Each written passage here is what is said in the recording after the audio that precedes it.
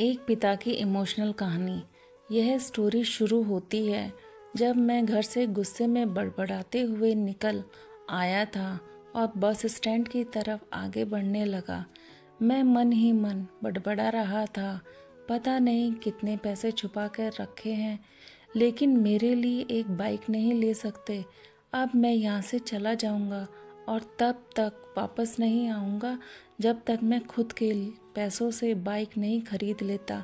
इतना सोच ही रहा था, तभी मेरे पैरों में मुझे कुछ चुभने का एहसास हुआ। नीचे देखा तो समझ में आया कि जल्दबाजी में मैं पापा के जूते पहन आया हूँ। उन जूतों में कील उभरी हुई थी जो मेरे पैरों में बार बार घाव किए जा रही थी। लेकिन उस समय गुस्सा अधिक था तो मैं बड़बड़ाते हुए आगे बढ़ गया। एकाएक मुझे याद आया कि मैं पापा का पर्स भी साथ ले आया हूँ। मेरे खुराफाती दिमाग में एक ख्याल आया, क्यों ना आज पापा का पर्स चेक किया जाए, जिसे आज तक उन्होंने किसी को हाथ तक नहीं लगाने दिया था। पता नहीं कौन सा खजाना छुपा है इस पर्स में जो किसी को हाथ नहीं लगाने देते। जब मैंने पापा का वह पुराना पर्स खोलकर देखा तो उसमें पैसे तो नहीं मिले, लेकिन पैसों की जगह एक डायरी रखी हुई थी। तो मैंने सोचा, ओह, तो यहाँ खजाना छुपा रखा है। मैं समझ रहा था कि पापा ने लिखा होगा कि किस से कितने पैसे लेने हैं और किस को कितने पैसे दिए हैं, लेकिन मैं गलत था। जब मैंने उस छोटी सी डायरी का पहला पेज खोलकर देखा तो वहाँ पर जो लिखा था वह थोड़ा सीरियस कर देने वाला था। डायरी में जो लिखा था उसे पढ़ने के बाद मेरे चेहरे के एक्सप्रेशन थे वह गायब हो चुके थे, क्योंकि डायरी में वैसा कुछ नहीं था जैसा मैं सोच रहा था। वहाँ पर उन पैसों का हिसाब लिखा था जो अलग अलग कामों के लिए अलग अलग लोगों से उधार लिए गए थे। उस लिस्ट में कंप्यूटर के नाम पर भी पैसे लिए गए थे। कुछ यूँ लिखा था, 50,000 बेटे के कंप्यूटर के लिए। यह वही कंप्यूटर था जिसे मैं आज तक यूज़ कर रहा हूँ, लेकिन मुझे यह पता नहीं था उस कंप्यूटर को खरीदने के लिए पैसे कहाँ से आए थे। लेकिन आज पता चल रहा था।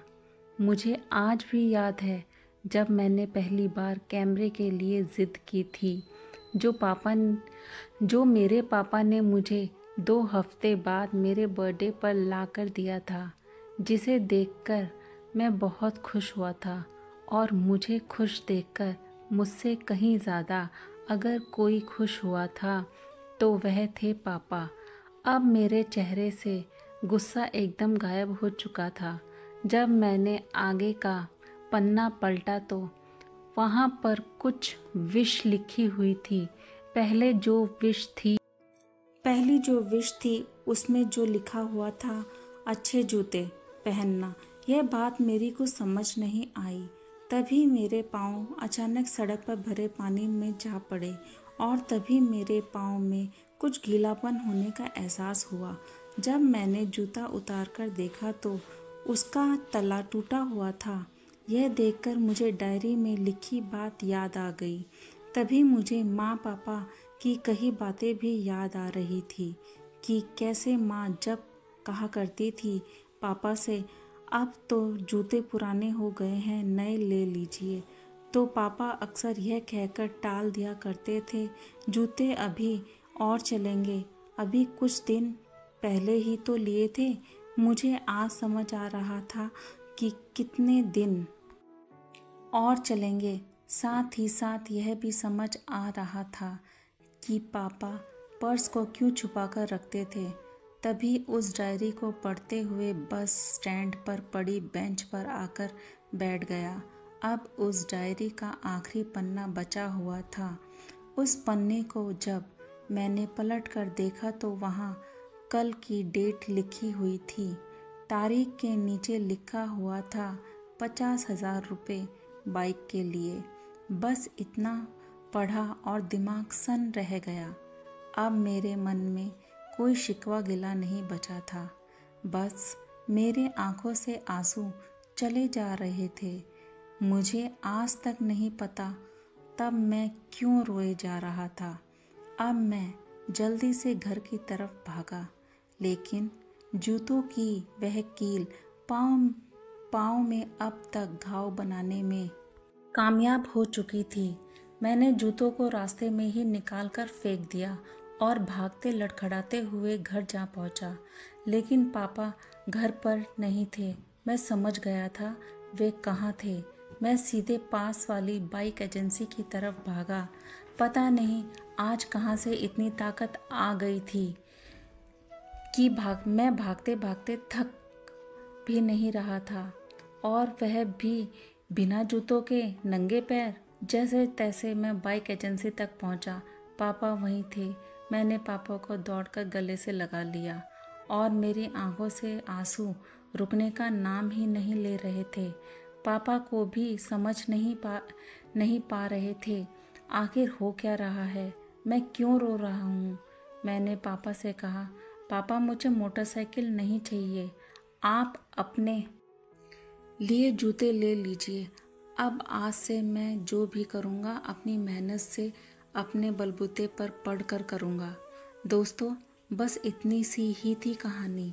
यह हार्ट टचिंग स्टोरी लिखते हुए आज मेरी भी आंखें नम हुई हैं। मैं आज आपसे कहना चाहूँगा, ठीक ऐसे ही होते हैं हमारे पिता। अक्सर हम देखते हैं कि हम अपनी माँ से हर बात शेयर करते हैं और माँ भी इसके बदले में हमें बहुत प्यार देती है। लेकिन एक शख्स ऐसा भी होता है जो हमें छिपकर प्यार करता है, वह होता है हमारे पिता। यह परिवार का एकमात्र ऐसा व्यक्ति है जो अपने बच्चों से उन्हें बिना जताए छिपकर प्यार करता है। खुद की इच्छा को मारकर बच्चों के लिए सपने देखता है और उनकी खुशी में ही खुश हो जाता है। मुझे नहीं पता कि आप अपने पेरेंट्स की इज़्ज़त करते हो या नहीं, लेकिन अगर आपके पास पेरेंट्स हैं तो आप बहुत खुशनसीब हो, क्योंकि इस दुनिया में बहुत से लोगों को तो पेरेंट्स का प्यार भी नसीब नहीं होता। अंत में मैं यही कहना चाहूँगा कि माँ बाप की भावनाओं का सम्मान करें। दोस्तों, अगर आपको हमारी कहानी अच्छी लगी है तो हमें कमेंट करके ज़रूर बताएं और हमारी कहानी को लाइक, शेयर और सब्सक्राइब करना मत भूलें।